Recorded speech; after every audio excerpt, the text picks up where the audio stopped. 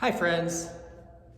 Last Sunday, we thought about the role of compassion in expressing our faith and working together with those with whom we disagree. Jesus is the embodiment of God's compassion, and therefore he shows it consistently in his interactions with people. The Gospel of Mark is the shortest gospel. It is both succinct and a bit terse. In this gospel, Jesus always seems to be in a hurry. The word immediately occurs 26 times in just 16 chapters.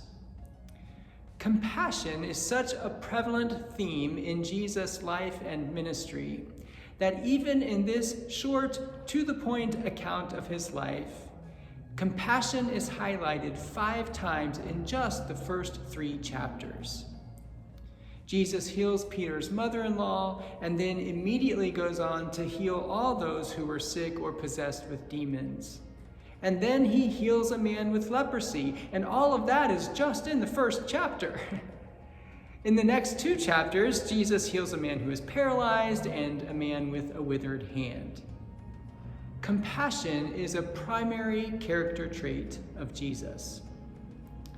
In chapter 6 of Mark's Gospel, we come to the passage that we considered on Sunday, Jesus feeding the multitude. Jesus had compassion for the crowd, and that compassion led him to action, to teach them many things and to provide for their physical hunger. The Gospel writer tells us, when it grew late, Jesus' disciples came to him and said, "This is a deserted place, and the hour is now very late.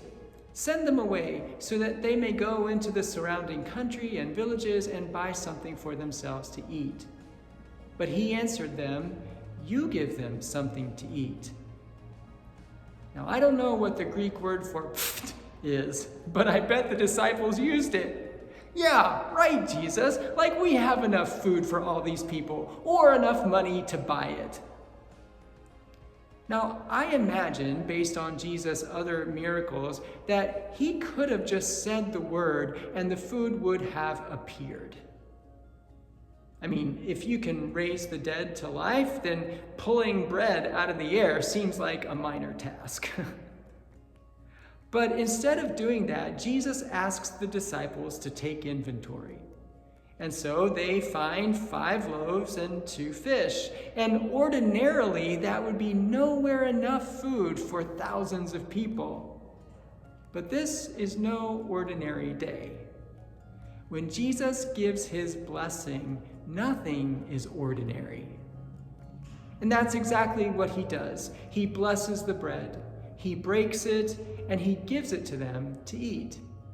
Not only did everyone get a bite, but they were filled.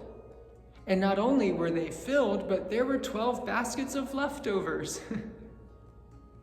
When Jesus blesses what we put at his disposal, great things happen. The problem is that we often don't put our resources at Jesus' disposal. Whether it's our time, our energy, our abilities, our wealth, or anything else, we usually keep our resources to and for ourselves rather than offering them to the work of God in the world. And that's true for individuals as well as for churches. And I don't think that we are being intentionally selfish, usually. I think it's that we're worried that there won't be enough. But with the blessing of Jesus, there is always enough. And in fact, there's an abundance. So let's not be afraid to offer our resources to Jesus for blessing and breaking and distributing. He will provide, and he usually does so with the help of his followers. Thanks for listening. I'll see you again next week.